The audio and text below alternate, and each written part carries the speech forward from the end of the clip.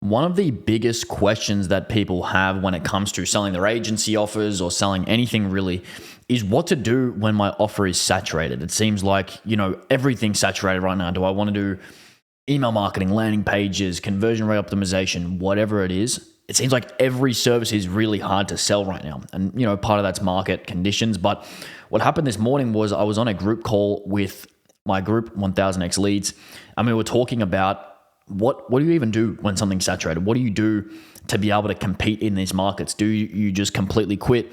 Do you pivot to becoming a growth operating partner, infrastructure, whatever?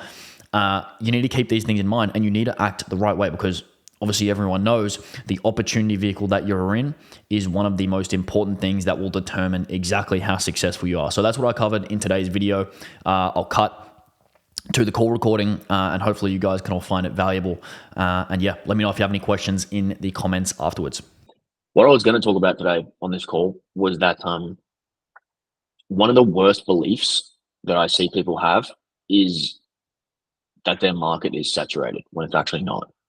Or well, it actually is. It is saturated. But they see that as a reason to act erratically. Like, I think when most people hear about, when most people try and answer the question of like, my market's saturated, they're like, oh, well, saturation doesn't exist. Well, it's like, well, it probably actually does. Like it probably does. Like your market probably is saturated and it's probably really competitive. If you think that, like if you're thinking it's super competitive, I don't know what to do. Like it's probably pretty competitive, I would say.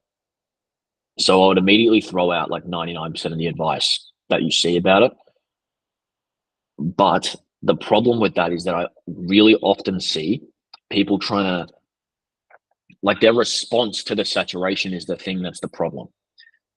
So like, for example, what Mo's doing, the response to cold email being saturated shouldn't be, I'm going to do X for them, I'm going to do Y for them, I'm going to do Z for them, I'm going to do all this stuff that's going to help them scale, and I'm going to do everything, because that comes with its host of other problems that we've already discussed on this call.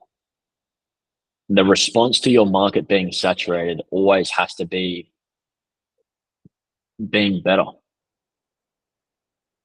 Like that's really the only way of differentiating.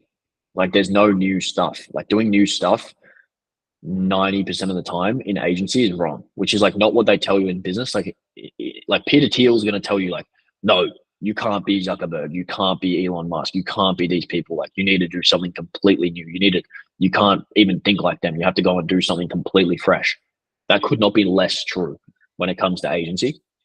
And I think all the agency guys love to, like they love to consume like the startup guys. So that sort of information kind of filters through, because like a lot of the creators love to consume the startup guys and pretend like there's some sort of technology going on, and they like to pretend how there's like there's stuff that's going on in agency that is in any way advanced. Like it just doesn't really exist. And the reason I bring that up is like what I said, differentiating with agency is always just being better. It's really, really rare that something new is going to help you differentiate.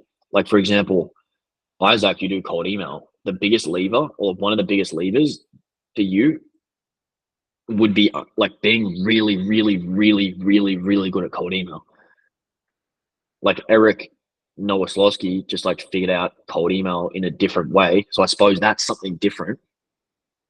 But it also wasn't really like that different. Like he just learned how to use a software that people were interested in. There's nothing stopping anyone from doing that. It's just time. And if that gets better results, then it gets better results. And if you try it and it doesn't get better results, then you can sell against that. So it's like, if this is how we get better at cold email, that's what you do. And you have to get that much better, because I guarantee you, if you have proof that you're better, you'll be better. Like you'll get better clients, you'll get better results. Because with agency services, because they're done for you, none of them are ever going to go out of style. And if you have a really good offer where someone has a lot of upside and very little downside or risk or cost, it's going to sell. I don't care about saturation. I don't care if they've already got an agency, and I don't care if they've already got their problem solved. If the offer is good and you give someone a really good offer, they'll still take it. Like if I bought a new iPhone 3 months ago and Apple came up to me and said, hey, if you want a new iPhone today, I'll give you a pair of AirPods with it. I'm like, oh shit, that's a pretty good deal. Like I'm getting $300 of extra value for free. Perfect, I'll buy it. I don't really care. Like, sure. Like it's not a, like you're not limited. It's not a vacuum. Like it's very, very much open. It's very much open field. And I think people get it wrong in that they think, well, no one's buying email marketing. It's not true. People buy email marketing all the time. Very few ecom brands actually want to do it or have the ability to do it. Very few startups have the ability to run an effective cold email or go to market campaign. I only have known like one. And it's the same with anything else. Like people aren't really good at this stuff. Even if someone's a really, really highly competent founder, even if they're like top level, they're not going to have the amount of time required to master the thing that the agency is good at, to the point where they could hire someone that's good enough, or they could train someone that's good enough in-house, or do it themselves in-house at a high enough level that they need. So bringing in an expert makes sense always, whether it's just for consulting, whether it's to build out a department, whether it's to do done for you. They're always going to need that, but it's going to be specialists, and it's going to be people that are really good, and it's not going to be people that are mediocre. Like if anything's saturated, like it's like, if there's anything saturation does, it increases the requirement to be really good.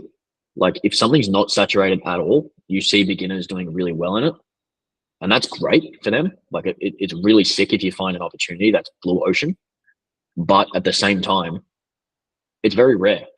So if your market's saturated, it's like, okay, like, are you going to pivot, or like, what are you doing? Like, are you going to quit or what?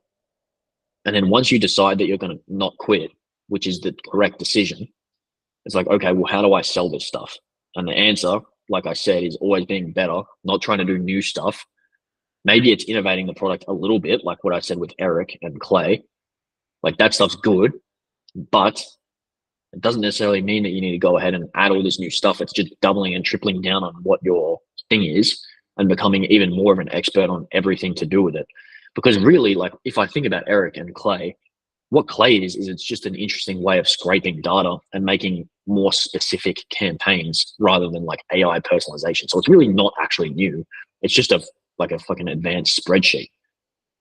So you don't really need to be that different. Like it's just being really good is never ever gonna not work, because people are always going to buy email, they're always going to buy cold email, they're always going to buy landing pages because no one knows how to build a website.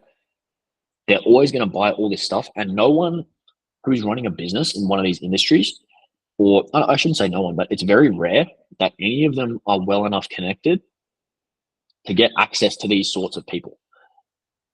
Because even if you want to bring it back to the example of me talking to an editor, I don't know that many editors.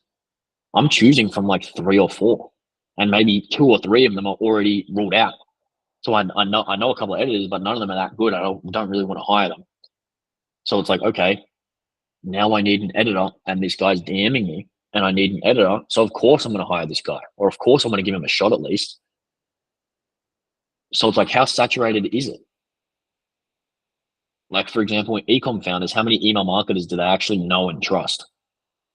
Probably not that many. Like, unless they're really deep into like the network of the space, it's probably not that many. So you have to keep this stuff in mind, because when you're really stuck up on how saturated your space is, nearly 100% of the time, it's just because you're in the top 1% of awareness within that space or that niche. So like what I mean by top 1% of awareness is you'll probably know who all your competitors are. You'll probably have a bunch of friends that do your thing, like in that industry. You'll probably have taken a course where you can immediately see another 30 people who do your skill or do your agency service. And you're probably kind of like, wow, there are so many people that do my thing. It's the worst. I don't even know how I sell. And you almost carry that frame into every interaction that you have. And it absolutely screws you. Like, it's so bad for just your vibe, because you always feel like you're doing something that's not that good. Um,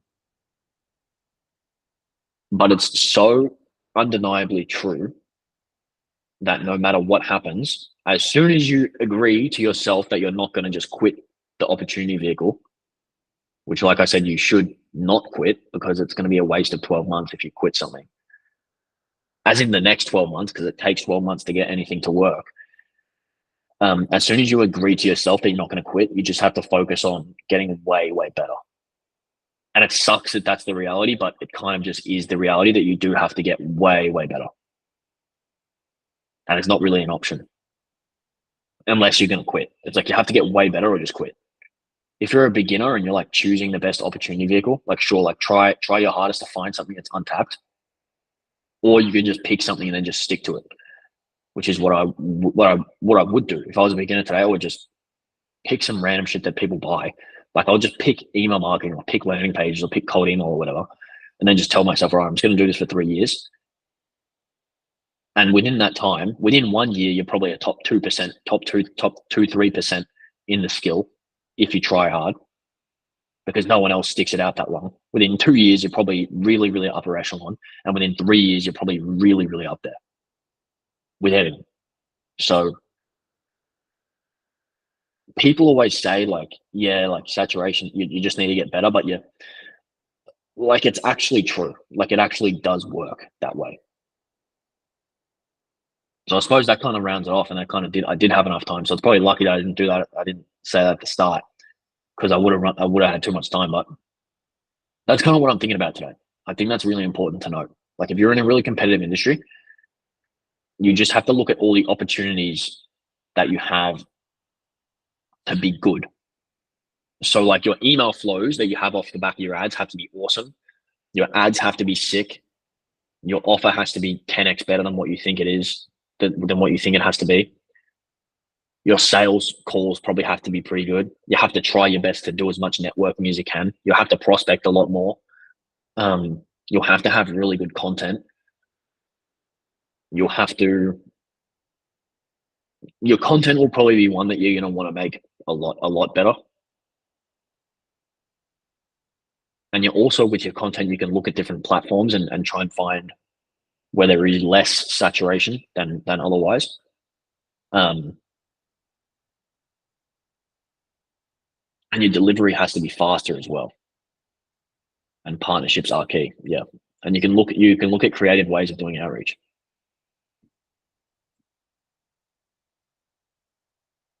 And if you compare that to like people who try and add some weird, unique mechanism to their stuff and become like an AI infrastructure partner, passive income operator, it's like, duh, who's going to win?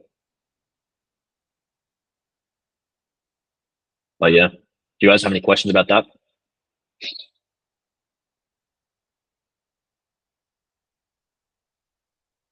Cool. Rant over.